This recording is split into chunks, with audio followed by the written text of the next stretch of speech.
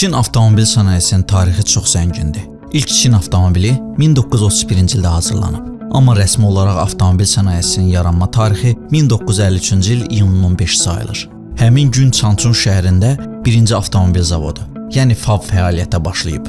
Yeni inkişaf mərhələsi isə islahat və açıqlıq siyasətinin tətbiqi ilə başladı. Bu siyasət sayəsində xarici avtomobil şirkətləri Çinə investisiya qoymağa başladılar. 1990-cı illərdən etibarən sənaye çox sürətlə böyüdü və bugün Çin avtomobilin bütün növlərini istehsal edir. 2006-cı ilin sonuna qədər ölkədə 6322 avtomobil müəssisəsi var idi. 2023-cü ildə isə bu say 80-dən çox iri şirkətə qədər azaldı və əsas markalar Şanxay Avtomobil Zavodu, FAV, BYD, Changan, Geely, Dongfeng, Bike, Chery, Geely və Gridful sayılır. 2025-ci ilin 7 ayında Çində demək olar ki 16 milyon yeni avtomobil satılıb. 2009-cu ildən Çin dünyanın ən böyük avtomobil bazarı və istehsalçısıdır. O hər il Amerika Birləşmiş Ştatları, Yaponiya və bütün Avropa İttifaqından birlikdə daha çox avtomobil istehsal edir. 2013-cü ildə ölkədə 22,1 milyon avtomobil satılıb. Təkcə 2025-ci ilin yanvar ayında 2,5 milyon avtomobil istehsal olunub. Bu da gündə təxminən 69 min avtomobil deməkdir. Bundan əlavə Çin elektromobillər və hibridlər kimi yeni enerji mənbələrinə əsaslanan nəqliyyat vasitələrinin, eləcə də onlar üçün batareyaların və mühərriklərin istehsalında da dünya liderdir. Gəlin birlikdə Çin avtomobil sənayesinin yaranması və inkişafı xronologiyasına bir yerdə baxaq. Siz isə bizə dəstək olmaq üçün kanala abunə olaraq şərh yazmağı unutmayın. 1928-1980-ci illər. 1931-ci ildə Chan Suelian öz zavodunda ilk Çin yük avtomobili olan Mingsheng modelini istehsal etdi. 1953-cü il 15 iyun Çin avtomobil sənayesinin doğum günü hesab olunur. Həmin gün Pekində FAV zavodu fəaliyyətə başladı. 1958-ci ilin martında Nankində Yuejin adlı ilk 2,5 tonluq yük maşını buraxıldı. O, Sovet Qaz 51 modelinin əsasında hazırlanmışdı. Eyni ilin iyununda Nanjing Avtomobil Works şirkəti yaradıldı. 1987-ci ilə qədər bu zavod 161.988 avtomobil istehsal etmişdi. 1950-60-cı illərdə Nanking, Şanxay, Cinan və Pekində bir neçə yeni avtomobil zavodu açıldı. 1968-ci ildə isə ikinci avtomobil zavodu fəaliyyətə başladı.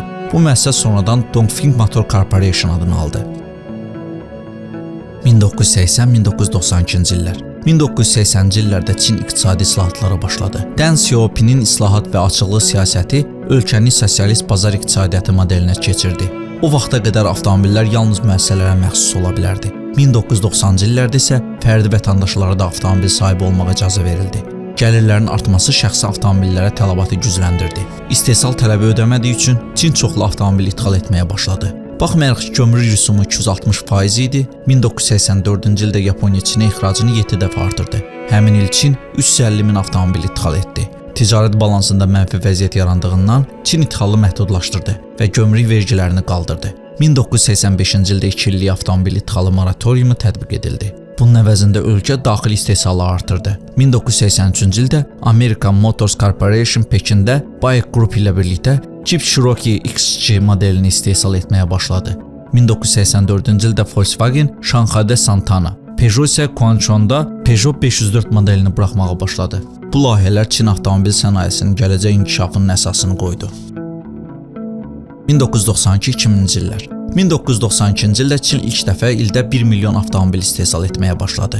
1994-cü ildən hökumət xarici şirkətlər üçün yerli partnyorlarla ortaq müəssisə yaratmaq şərtini qoydu. Bu məhdudiyyətlər yalnız 2022-ci ilin yanvarında aradan qaldırıldı. 2000-ci ilə qədər Çin artıq ildə 2 milyon avtomobil istehsal edirdi. 2001-ci ildə ölkənin Ümumdünya Ticarət Təşkilatına qoşulması sənayenin daha da inkişafına təkan verdi. 2002-2007-ci illərdə avtomobil bazarı hər il orta hesabla 21% böyüyürdü. 2004-cü ildə istehsal 5 milyon, 2009-cu ildə isə 13,76 milyon avtomobilə çatdı. Həmin vaxtdan Çin dünya lideri oldu. 2010-cu illər. 2010-cu ildə Çində avtomobil istehsalı və satışı 18 milyon ədədi keçdi. Bu bir ölkə üçün tarixdə ilk belə göstərici idi. 2011-ci ildə 14,8 milyon minik və 3,9 milyon yük avtomobili istehsal olundu. 2012-ci ildə isə Çin elektromobillər və hibridlərə keçid proqramına başladı. 2019-cu ildə ölkədə 90 min ədəd elektrik avtobusu istehsal edildi. Bu bütün avtobusların 18% idi. 2017-ci ildə Çində 29 milyon avtomobil istehsal edildi. Bu da dünya istehsalının 30% idi. Eyni ildə yerli markaların bazar payı 43,9%, crossoverlərin payı isə 60,6% idi. 2019-cu ildən hökumət bütün istehsalçılara elektromobil satış kvotaları tətbiq etdi. Bu tələblər hər il artırılmalı idi.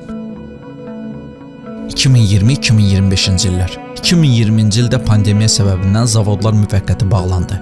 Amma 2021-ci ilin ilk 8 ayında Çin 1,3 milyon avtomobil ixrac etdi. Bu əvvəlki ilə nisbətən 117% çox idi. 2022-ci ildə hökumət avtomobil vergisini azaltdı. Nəticədə istehsal və satış artdı. Çin həmin il 3,1 milyon avtomobil ixrac edərək dünyada ikinci yerə çıxdı. 2023-cü ildə isə Çin ilk dəfə 30 milyon avtomobil istehsal etdi. Onların 9,6 milyonu elektrik və hibrid modellər idi. Eyni ildə Çin Yaponiyanı da keçərək dünyanın ən böyük avtomobil ixracatçısına çevrildi. 4,91 milyon avtomobil ixrac etdi. 2024-cü ildə ümumi istehsal 31,28 milyon, satış 31,43 milyon, ixrac isə 5,86 milyon avtomobil təşkil etdi. Elektromobillərin payı bütün satışların 40%-dən çoxunu təşkil etdi. Həmçinin Çin ilk dəfə 400 min ədəd işlənmiş avtomobil ixrac etdi. Əsas alıcı ölkələr Qırğızistan, Rusiya və Özbəkistan idi. 2025-ci ilin ilk yarısında isə Çin markalarına məxsus 10,5 milyon avtomobil satılıb. Bu, ötən ilin eyni dövrü ilə müqayisədə 12,1% artım deməkdir. Növbəti videonun sonu. İzlədiyiniz üçün təşəkkürlər.